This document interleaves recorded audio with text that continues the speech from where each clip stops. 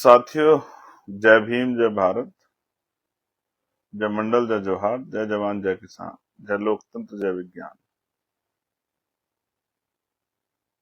भारतीय संविधान जिंदाबाद। आज बहुत सारी रिपोर्टें तैयार होने के बाद, क्योंकि हर चीज का आकलन बहुत जरूरी है, उस आकलन को होने के बाद मैं आपके बीच में हूं और मैं अपनी बात को शुरू करने से पहले समय समय पे भारत की धरती पे जन्मे और दुनिया में जन्मे सभी संतों, गुरुओं और महान पुरुषों को, क्रांतिकारियों को, महान योद्धाओं को, वीरांगनाओं को नमन करता हूं। और आज का जो लाइव है उसका विषय आपको पता है। मैं विषय की पहले से जानकारी पोस्टर के जरिए आप तक पहुंचा चुका हूं। आज का जो मेरा लाइव है विशेष रूप से वो मध्य प्रदेश की दतिया विधानसभा को लेकर है। दतिया में उपचुनाव हुआ है। उपचुनाव में आजाद समाज पार्टी काशीराम के प्रत्याशी ने तीसरा स्थान प्राप्त किया है। हालांकि मैं तीसरे स्थान पे खुश होने वाला व्यक्ति नहीं हूं, ना ही तीसरे स्थान पे सहमत होने वाला व्यक्ति हूं, ना ही वो चुनाव हमने तीसरे स्थान के लिए लड़ा था। वो चुनाव हमने प्रथम स्थान के लिए लड़ा था और मेरी दिली इच्छा थी कि मध्य प्रदेश की असेंबली में एक अम्बेडकरवादी विधायक बनना चाहिए, जाना चाहिए। इसलिए मैंने काफी प्रयास किया कि वहां हमें सफलता मिले। लेकिन ये लोकतंत्र है, जनमत का सम्मान होना चाहिए। जनता ने जो सम्मान हमें दिया है, मैं उसका धन्यवाद करता हूं दतिया की महान जनता को। वो किसी जाति के हों, किसी धर्म के हों,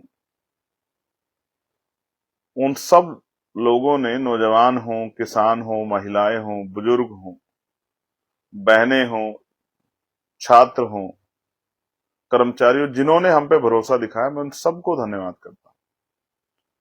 मीडिया के साथियों का भी धन्यवाद करता हूं, प्रशासन के साथियों का भी धन्यवाद करता हूं, उन सब का धन्यवाद करता हूं जिन्होंने किसी भी तरह प्रत्यक्ष रूप से, अप्रत्यक्ष रूप से इस आंदोलन में, हमारे लिए तो एक आंदोलन था, एक चुनौती थी, स्वीकार की हमने, उसमें अपना योगदान दिया। चाहे वो बाहर से जाके साथियों ने जो मेहनत की हो, हमारी पार्टी के वरिष्ठ नेताओं ने, चाहे वो यूपी से गए हों या झारखंड से गए हों या दिल्ली से गए हों, चाहे वो साथी हों, या जो मध्य प्रदेश के नौजवान, ऊर्जावान, संघर्षशील और जो एक नया नेतृत्व समाज में तैयार हो रहा है, चाहे वो हमारे प्रदेश के मेन संगठन के साथी या हमारे सम्मानित ऊर्जावान प्रत्याशी हों या उनकी पूरी टीम, मैं उन सबको बहुत बहुत धन्यवाद देना चाहता हूं। पत्रकार साथियों को, युवा जिन्होंने हमारी बात को दूर दूर तक पहुंचाने का काम किया, स्पेशली बहुजन मीडिया के साथियों का, सोशल मीडिया के साथियों का भी मैं धन्यवाद देना चाहता हूं, जिन्होंने, देश भर के साथियों ने प्रचार किया हमारी रैलियों का, हमारे घोषणाओं का, हमारे कार्यक्रमों का, जिस भी तरह से प्रचार किया, मैं आपका आभारी। मैंने जैसा कहा कि हम स्थान प्रथम चाहते थे लेकिन नहीं मिला, लेकिन हम इससे निराश नहीं हुए। बस ये बात मैं आपको बताना चाहता हूं। मैं आपको याद दिलाना चाहता हूं कि इससे पहले हम लोग सेवड़ा लड़े थे तैयारी से, वहां हमें 29,000 वोट मिले थे इसी जिले में। अब हम दतिया लड़े, यहां हमें 22,527 वोट मिले। हमें बैलेट पेपर में वोट मिला, यानी कि पढ़े लिखे कर्मचारियों ने भी हम पे भरोसा जताया है। मैं उन सबका आभारी हूं। जो लोग कहते थे कि ये भीड़ तो है, रैलियों में लोग तो आते हैं लेकिन वोट में तब्दील होगी नहीं होगी, उन सबका मुंह बंद कर दिया आपने। और मैं एक चीज और कहना चाहता हूं, देश नहीं जानता लेकिन देश को जानना चाहिए कि वहां जो मुकाबला था वो सत्ता से था। कितने केंद्रीय मंत्री मैंने वहां देखे, कितने राज्य स्तर के मंत्री मैंने वहां देखे, इवन वहां के मुख्यमंत्री भी गलियों में घूम रहे थे, 4-4 दिन वही डेरा डाल के रखे। और फिर पुलिस एडमिनिस्ट्रेशन पे जिस तरह का दबाव होता है, उसका भी मुकाबला करना था, और धनबल का मुकाबला भी करना था, अफवाहों का मुकाबला भी करना था, और जो एक मिला जुला जो है, एक जो भाईचारा वहां निभाया जा रहा था बाकी पार्टियों द्वारा, उसका मुकाबला भी करना था। लेकिन नजर हमारी सब पे थी, नजर हमारी सब पे थी, कौन सी पार्टी क्या कर रही है, और नजर रहेगी हमेशा। मेरी बात को आप याद रखें। आपके लिए चुनाव था, लेकिन हमारे लिए ये एक अवसर था अपने लोगों को, अपनी उन आवाजों को जो विधानसभा में जाके कमजोरों के लिए मजबूत आवाज बन सके, नौजवानों के लिए, किसानों के लिए, महिलाओं के लिए, पिछड़े वर्गों के लिए, शेड्यूल कास्ट के लिए, शेड्यूल ट्राइब के लिए, उनको, उन आवाजों को विधानसभा तक पहुंचाने का प्रयास था। मैं आपको कहना चाहता हूं ये बात कि बाबा साहब अम्बेडकर ने दल बनाया, तमाम पार्टियों के होते, कांग्रेस पार्टी के होते, उस समय जब उन्होंने पहला दल बनाया था तब वहां कांग्रेस पार्टी थी, लेफ्ट की पार्टियां थी, अकाली दल थी, मुस्लिम लीग थी, और भी पार्टियां रही होंगी, तो भी बाबा साहब अम्बेडकर ने दल बनाया, किसी दल पे भरोसा नहीं किया। और बाबा साहब बहुत विद्वान व्यक्ति थे, आज भी अगर दुनिया में उनका सम्मान है तो उनके ज्ञान की वजह से। बाबा साहब जानते थे कि जिन लोगों ने सदियों से हमें हक अधिकार नहीं दिए, वो इतनी आसानी से हमें हक अधिकार नहीं देने वाले। और लोकतंत्र को उन्होंने शक्ति का पुंज बताया। उन्होंने नारा दिया कि political power is the master key, it is the master की।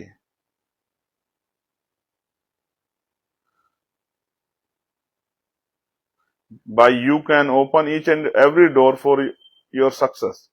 ये बाबा साहब ने कहा कि राजनीतिक सत्ता वो चाबी है, वो सुनहरी चाबी है जो आपकी सारी परेशानियों का हल कर देगी। ये बाबा साहब ने कहा, और उनको पता था कि जिन्होंने सदियों से नहीं दिया वो नहीं देंगे, इसलिए अपने लोगों को जागरूक कर रहे थे वो, कि वोट की अहमियत को समझे। लेकिन जब बाबा साहब इस बात को समझा रहे थे तो दुश्मन भी, विरोधी भी अपना काम कर रहे थे। हालांकि दुश्मन वर्ड ठीक नहीं है लोकतांत्रिक व्यवस्था में, विरोधी जो है वो भी अपना काम कर रहे थे। विरोधी क्या समझा रहे थे लोगों को? बाबा साहब लोगों को वोट का अधिकार समझा रहे थे, वोट की शक्ति समझा रहे थे, वोट से निर्माण समझा रहे थे, वोट के परिणाम समझा रहे थे। तो विरोधी भी समझा रहे थे। बाबा साहब समझा के जाते तो विरोधी आके समझाते कि आपकी जरूरत राजनीति में क्या है, राजनीति करके क्या करोगे। लोगों को राजनीतिक टेस्ट नहीं था, राजनीतिक शक्ति का एहसास नहीं था।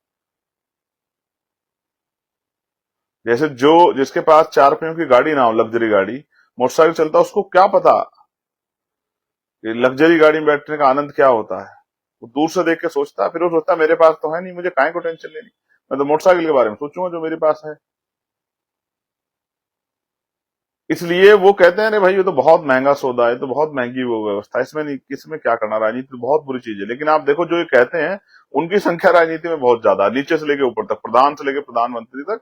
देश का इतिहास आप उठाओगे तो आपको मिलेगा कि वही लोग जो कहते हैं राजनीति बहुत बुरी चीज है, उनकी संख्या ज्यादा है। तो जब बाबा साहब समझा रहे थे तो विरोधी क्या समझा, विरोधी समझा रहे थे, उन्होंने भी डिस्कस किया बाबा साहब के खिलाफ। वो कहते थे कि भाई इनके पास वोट है और हमारे पास नोट है, हम इनके वोट को अपने नोट से खरीद लेंगे। और बाबा साहब समझा के जाते, पीछे से बातें कि भाई क्या चक्कर में पड़ रहे हो राजनीति राजनीति की, तुम लोग बताओ तुम्हारी आवश्यकता क्या है। कि साहब हमारे यहाँ तो रोटी नहीं है, हमारे यहाँ तो मकान ही नहीं है, हमारे यहाँ तो ये नहीं है, हमारे तो कहते आप कुछ पैसे रखो। तो लंबे समय से इस लोकतंत्र को धन तंत्र के जरिए सींचा गया, लोगों की वोट को लूटा गया पैसों के दम पे। आज भी होता ही है, कई जगह आप जाओगे आप देख लो, जैसे पंचायत के चुनाव होते हैं तो रात के अंधेरे में आते हैं जो लोग, 3-4 लोग खड़े हो जाते हैं, उनमें से एक सेटिंग ढूंढता है कि यहाँ कोई ठेकेदार है क्या जिससे जो मिल जाए। उस ठेकेदार को कुछ पैसे देता है कि भाई ये तेरे हैं, बाकी बता कौन कौन से वोट जो हमारे पाले में आ सकते हो। तो कहता साहब इनका आ जाएगा, बहुत गरीब लोग हैं, चलिए। तो उनके घर लेके जाता है कि बताओ भाई कितने की वोट है, तो कितने पैसे लोगे वोट देने के। तो वो वोट वहां बिकती है। ये होता है देश में आज भी बहुत बड़े पैमाने पे, और जागरूकता की कमी है वोट लोगों में। मैं इसका कई बार उदाहरण देता हूं कि आप देखिए कि जहां 100% वोटर जो है वोट नहीं करता, 60% लोग वोट करते हैं, और 35% वोट लेके सरकार बना लेते हैं एब्सोल्यूट मेजोरिटी की, पूर्ण बहुमत की, वहां लगभग 40% लोग वोट ही नहीं करते हैं। महत्वपूर्ण चुनाव में नहीं करते हैं, लोकसभा के समय नहीं करते हैं, उसी का परसेंटेज जो है 60, 62, 65% रहता है, 64% रहता है। तो समझिए 60% लोगों ने वोट किया और 35% लेके कोई पार्टी जो है वो सरकार बना रही है और 40% लोग वोट ही नहीं कर रहे हैं। इतनी जागरूकता की कमी है भारत के अंदर। तो वो भी विचार करते थे कि इनकी वोट को हम नोटों से खरीदते रहेंगे। और बाबा साहब तंग हो गए प्रयास करते करते कि इतनी शक्ति क्यों नहीं बना पा रहा हूं। समाज में गरीबी है, बेबसी है, लाचारी है, शिक्षा है, बेरोजगारी है, स्वाभिमान सम्मान का जीवन नहीं मिल रहा, जुल्म जाति अन्याय अत्याचार हो रहा है। तो ये लोग क्यों नहीं शासन बनाना चाह रहे, क्यों नहीं शक्ति बनाना चाह रहे, क्यों नहीं सत्ता बनाना चाह रहे। बाबा साहब जा जाके समझाते, और जब बाबा साहब निकल जाते तो लोग अपने रोज की जो परेशानियां उसमें खो जाते, और लोग आके फिर वो पैसा वैसा देके वोट को अपने खेमे में कर लेते। बाबा साहब ये कहते कहते चले गए, भाई राज बनाओ, राज बनाओ, जाओ अपने घर की दीवारों पर लिख दो कि हम इस देश के शासक हैं। अब शासक कहाँ, ये तो वो सोचते कि भाई रोज की जरूरतें पूरी हो जाए। और इस बात को जब मान्यवर काशीराम साहब ने अपने शब्दों में कहा तो उन्होंने कहा कि वोट को बेचना नहीं है, वोट की रक्षा करनी है, ऐसे करनी है जैसे बहन बेटियों की रक्षा करनी की जाती है, ऐसे रक्षा करनी है वोट की। ये काशीराम साहब ने नारा दिया। वो समझ गए कि देखो बाबा साहब ने वोट का अधिकार दे दिया मगर वोट तैयार नहीं हो रही है, वोट तो बिक जा रही है। तो जा कहते हैं कि भाई वोट को बेचना नहीं है, वोट की रक्षा करनी है, वोट की सुरक्षा करनी है, वोट को किसी जिम्मेदार आदमी को सौंपना है, वोट को फेंकना नहीं है। और इस बात का असर इतना गंभीरता से हुआ, काशीराम साहब ने जाकर समझाया तो लोगों की समझ में आ गया। तो उनके आंदोलन में शक्ति थी, मुझे कहने में कोई परहेज नहीं है। उनके नेतृत्व को मैं सैल्यूट करता हूं कि उन्होंने जो रिक्शा चलाता था, जो दूसरे खेत में काम करता था, जो परचून की दुकान पे काम करता था, जो कहीं और काम करता, उसके मन में भाव पैदा कर दिया कि हम शासक बन सकते हैं। और यही थी उस आंदोलन की सबसे बड़ी शक्ति कि वहां पढ़ा लिखा कर्मचारी भी और गांव में रहने वाला आम आदमी भी, मजदूरी करने वाला व्यक्ति भी, उसके मन में भी ये विचार आता था कि हमें राजकाज लेना है। तभी वो आंदोलन परवान चढ़ा। आज मैं बधाई देता हूं, ये जो 490 से 22,527 का सफर आपने किया, हम पे भरोसा किया, नौजवानों को मैं बधाई देता हूं, धन्यवाद करता हूं, अपनी बहनों को, माओं को। मैं गया था, उनसे मिला था, ज्यादा लोगों से तो नहीं मिल पाया।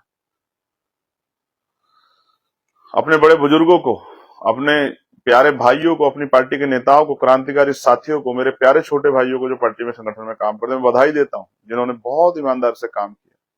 कुछ ऐसे भी थे जिन्होंने काम अच्छा नहीं किया, वो खुद जानते हैं। उनको अपने अंदर चिंतन करना चाहिए कि क्या निजी स्वार्थ आवश्यक है या समाज की शक्ति बनाना आवश्यक है।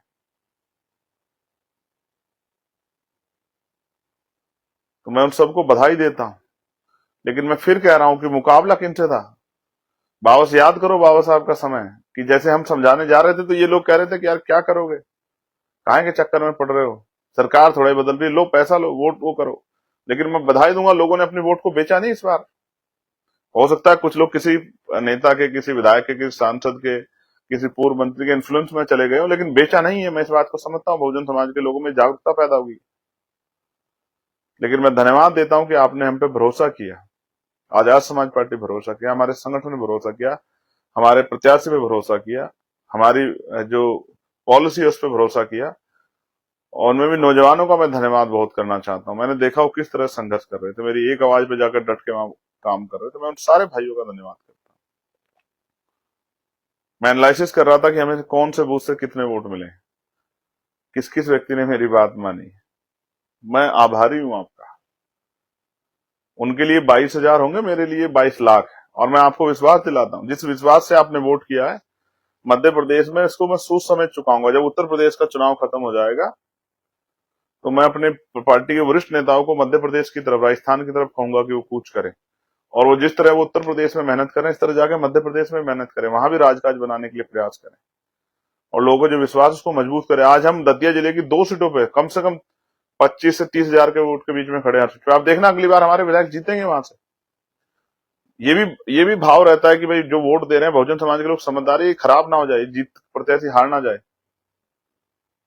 ये भी भाव रहता है। लेकिन अब तो हम बेस वोट पे कम से कम देखिए, अगर हम एवरेज लगाएंगे दतिया और सेवड़ा का, तो कम से कम 25,000 वोट पे हम लोग हर विधानसभा में खड़े हैं। हम लोग जातियों का समन्वय बना के, बहुजन समाज में भाईचारा पैदा करके, किसी को हम लोग वहां दतिया चेयरमैन ही लड़ाएंगे,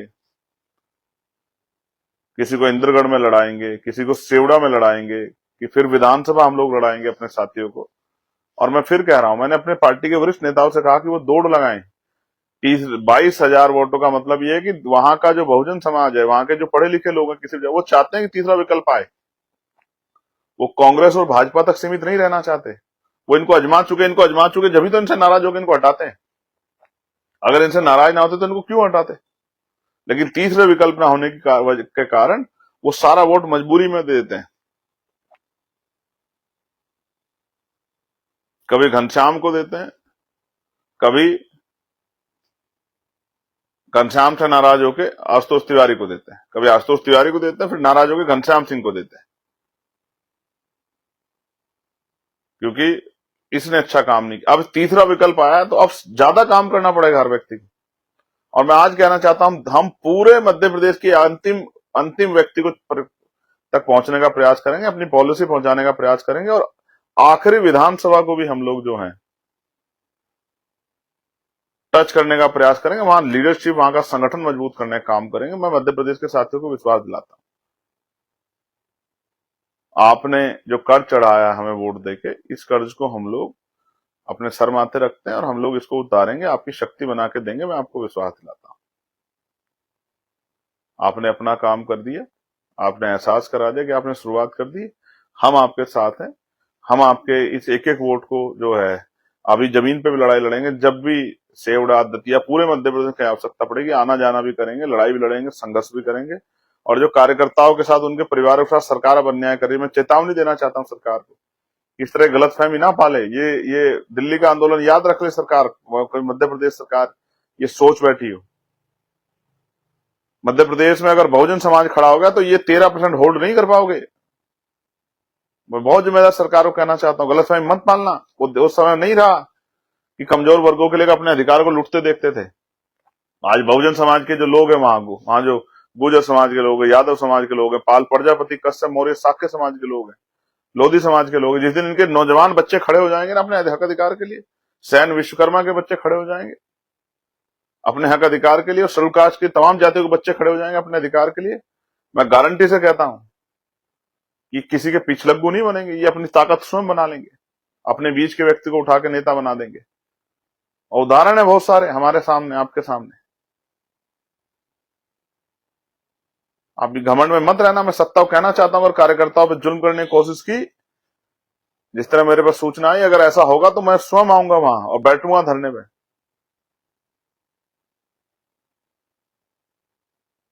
ये मेरा मेरा संदेश है वहां की सरकार को। ये लोकतांत्रिक व्यवस्था है। लोकतंत्र में सबको चुनाव लड़ने का अधिकार है, सबको आगे बढ़ने का अधिकार है। जनता ने जो मैंडेट दिया, जो जो वोट जनमत दिया, हम उसको स्वीकार करते हैं। और मैं आपसे फिर कहना चाहता हूं, एक तरफ पूरी सत्ता थी, कितने कैबिनेट मिनिस्टर, सेंटर के मिनिस्टर, स्टेट के मिनिस्टर, खुद मुख्यमंत्री, फिर एडमिनिस्ट्रेशन, जिला और पुलिस, सब। दूसरी तरफ विपक्ष के इतना बड़ा जो है, जिनकी सत्ता रही है वहां, उनके बड़े बड़े नेता, उनके सांसद, उनके विधायक, उनका संगठन, और फिर धन बल, पैसे का प्रभाव, जिससे वोट को अपने खेमे में किया जाए। लेकिन उनके मुकाबले चट्टान की तरह खड़े थे भीम आर्मी, आजाद समाज पार्टी के हमारे जो साथी, हमारे विधानसभा के अध्यक्ष, हमारे जिले के अध्यक्ष, जिले के प्रभारी, हमारे प्रदेश कमेटी के साथी। मैं आभारी हूं राष्ट्रीय कमेटी के अपने साथियों का, राष्ट्रीय कोर कमेटी के सब लोग वहां गए, जिन्होंने वहां मेहनत की। काशिफ भाई से लेकर रविंद्र भाई से लेकर तमाम जो साथी बिजनौर के हमारे गए, तो मैं सबका धन्यवाद करता हूं। ऐसे ही धीरे धीरे आंदोलन आगे बढ़ेगा। और आपने मुझे सुना, मैं इसके लिए भी आभारी हूं। आप मुझे सुनेंगे, आज नहीं तो कल सुनेंगे, नहीं परसों सुनेंगे, कहीं ना कहीं इस मेरी बात को सुनेंगे। मैं आपका आभार प्रकट करता हूं। लेकिन आप याद रखना, ये शुरू हुआ है, खत्म नहीं हुआ। ये शुरू आपने किया है। मैं बस अपने साथियों से कहूंगा, बहुत जिम्मेदारी से मैं कहना चाहता हूं, हमारी लड़ाई अधिकारों की है, किसी जाति धर्म की लड़ाई नहीं है। हमारी लड़ाई संवैधानिक है, हिंसा की नहीं है। मैं अपने साथियों को कहूंगा, कड़वा तो हम अपने अधिकारों के लिए जब कहते हैं, हमारी बात कड़वी लग जाती है सब लोगों को, लेकिन हमें भाषा की मर्यादा, संवैधानिक मर्यादा होनी चाहिए। और ये संविधान को मानने वाला देश है। हमें सबके अधिकारों के, अपने अपने अधिकारों, सबके जो है अधिकार क्षेत्र का भी ध्यान रखना पड़ेगा। अपनी शक्ति के साथ दूसरे के जो अधिकारों पे हमला ना हो, इस बात का ध्यान रखना पड़ेगा और सभी का सम्मान करते हुए आगे बढ़ना पड़ेगा। जिन्होंने वोट दिया उनका धन्यवाद, जिन्होंने नहीं दिया उनका भी धन्यवाद। उनको तैयार करेंगे काम करके, उनमें विश्वास पैदा करेंगे, अगली बार वो मौका दें हमें, आजाद समाज पार्टी को मौका दें। सेवड़ा में भी, दतिया में भी और तमाम जो विधानसभाएं, मुरैना में भी। आपने मुझे सुना, मैं आपका आभारी हूं। मैं आपका भाई चंद्रशेखर आजाद। आप सबके लिए मंगल कामनाएं और आप सबको धन्यवाद। आप खुश रहिए, आगे बढ़िए और काम कीजिए। जो वहां संगठन के छोटे हमारे कार्यकर्ता हैं, वो पदों में छोटे हैं लेकिन मेरे लिए बहुत बड़े हैं वो सब। मैं आपको भी, आप ही की वजह से सब हो पाया। इतना समर्थन, जनता का प्यार, आशीर्वाद मिले, आपकी मेहनत है, हमारे विधानसभा और जिले के साथियों की। मैं आपका पुनः आभार प्रकट करता हूँ। बस और मेहनत कीजिए, अब रुकना नहीं, अब पीछे पलट के नहीं देखना, अब साबित करना है खुद को, अब नहीं जाना है पीछे, अब यहीं से शुरुआत करनी है। हर चुनाव, जब आपका अगला चुनाव आएगा 28 का, तो आपकी शुरुआत 22,527 से हो, क्योंकि ये वो उस दौर में आपके साथ खड़े थे 22,527 लोग, जब दूसरी तरफ बड़े बड़े पैसे वाले लोग खड़े थे, बड़े बड़े ताकतवर लोग खड़े थे। ये आपके अपने लोग हैं। ऐसे वहां 29,000 लोग सेवड़ा में आपके आपके अपने लोग जो इंतजार देख रहे हैं आपका। आपकी शुरुआत अब दोनों चुनाव में कम से कम 25,000 शुरू होगी। इसको बढ़ा के वापस 70-80,000 तक ले जाकर अपने प्रत्याशी को जिता के विधानसभा भेजना। और ये मध्य प्रदेश के सब साथियों को मैं कह रहा हूँ। वहां के हमारे हमारे राज्य के जो प्रभारी थे, तोमर साहब, राज्य के दूसरे प्रभारी जो है, सह प्रभारी विनोद भाई, तमाम साथियों को, मिशन 78 के साथियों, सबको मैं धन्यवाद करता हूँ। आप सबके लिए मंगल कामना। जय भीम, जय भारत, जय संविधान, जय मंडल, जय जोहार, जय जवान, जय किसान, जय लोकतंत्र, जय विज्ञान। भारतीय संविधान जिंदाबाद, भारत की महान जनता जिंदाबाद, नौजवान जिंदाबाद, किसान, महिलाएं जिंदाबाद। मैं आपका भाई चंद्रशेखर।